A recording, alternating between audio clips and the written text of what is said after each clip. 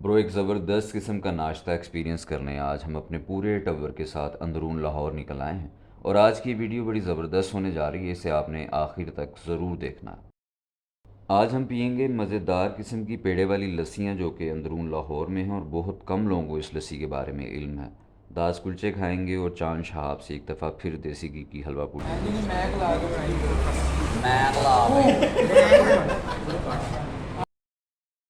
ہمارے کچھ برگر بچے اندرون لاہور کے کھابے کھانا چاہ رہے تھے، تو ہم نے ناشتے کا پلان کیا اور ناشتے کی شروعات ہم نے داس کلچے سے کی۔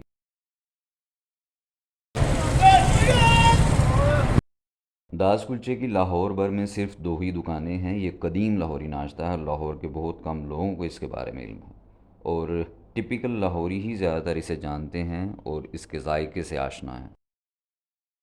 یہ چھوٹا سا کلچہ چنے، آلو کی بھاجی اور لونچڑوں کے ساتھ پیش کیا جاتا ہے۔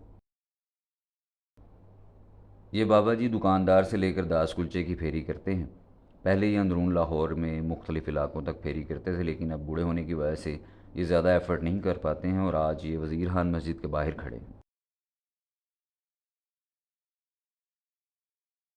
ان کی پوری ریڈی پر ہم براجمان ہو گئے ہیں، اور ارد گرد کے لوگ گھبراہٹ اور حیرت سے ہمیں ہی دیکھے جا رہے ہیں۔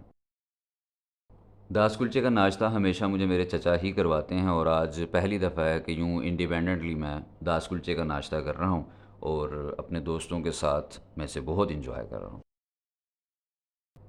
یہاں ہم 12 لوگوں نے 1450 روپے میں داس کلچے کا ناشتہ کیا ہے، اور ان لڑکوں کو پتہ نہیں کیا ہوا ہے کہ داس کلچے کھانے کے بعد ایک دوسرے کو چپیڑیں بھی مار رہے ہیں اور بعد میں جھپیاں بھی ڈال رہے ہیں۔ یہ کیا ہے برو؟ اوہ اوہ اوہ، اچھا، آپ نے نہ آپ نے ناراض ہو کر میں نے ناراض۔ اب ہم آ گئے ہیں چاند شہاب پر ٹکسالی بازار میں، اور ان کا جو دیسی گھی کا حلوہ ہے یہ ہر بار ہمیں مجبور کر دیتا ہے کہ حلوہ پوڑی کھانی ہے تو یہاں کی ہی کھانی ہے۔ ان کی یہ مٹن ٹکی اور دیسی گھی کا حلوہ آپ کے ذہن میں کوئی سیکنڈ آپشن حلوہ پوڑی کی آنے ہی نہیں دیتا۔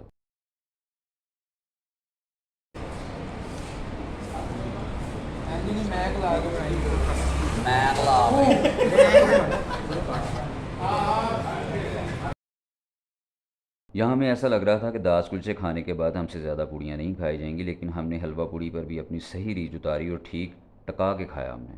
طلب تو کوک اور پیپسیوں کی تھی، لیکن ہم نے لسیوں کی بھی گنجائش بنا کر رکھنی تھی، اور اب ہم دوڑ پڑے تھے موری بازار میں پیڑے والی لسیوں کی طرف۔ اور آج کے اس ناشتے میں یہ لسی ہمارے لیے سب سے بڑا ایڈونچر تھی، اور میں پرسنلی اس کے لیے بہت ایکسائٹڈ تھا۔ پیڑوں کا یہ خوبصورت تھال دیکھتے ہی دل للچانے لگ جاتا ہے۔ لاسٹ ویک میں اور موئز یہاں سے گزرے تو ہم نے دیکھا کہ یہاں سے پیڑے والی لسی ملتی ہے، تو ہم نے ڈیسائیڈ کیا تھا کہ یہاں پر ضرور وزٹ کریں گے، اور آج اتفاقاً ہم سب نے ہی پلان کر لیا۔ اور لسی سے پہلے میں آپ کو بتا دوں کہ اکتوبر سے لے کر پورا سردیوں کا سیزن ان کے پاس جو گاجر کا حلوہ ملتا ہے وہ آپ کو پورے لاہور میں کہیں سے بھی نہیں ملے گا، اور ان کا گاجر کا حلوہ بہت ٹیسٹی ہے، اور یہ لسی تو اخیر ہے ہی ہے۔ ان کا گاجر کا حلوہ آپ نے سردیوں میں ضرور ٹرائی کرنا ہے۔ ایک لسی کے مگ میں یہ 3 پیڑے اور دودھ ایڈ کرتے ہیں، اور بڑی محنت کے ساتھ یہ لسی تیار ہوتی ہے۔ یہ آپ خود دیکھ لیں کہ کس قدر جان کے ساتھ یہ اس کو بنا رہے ہیں۔ پیڑے سب کی لسیوں میں 3 ڈلے ہیں، اور میری لسی میں 4 پیڑے ایڈ ہوئے ہیں، اور ایسا میں نے ان دوستوں کے سامنے صرف شوخی مارنے کے لیے کیا۔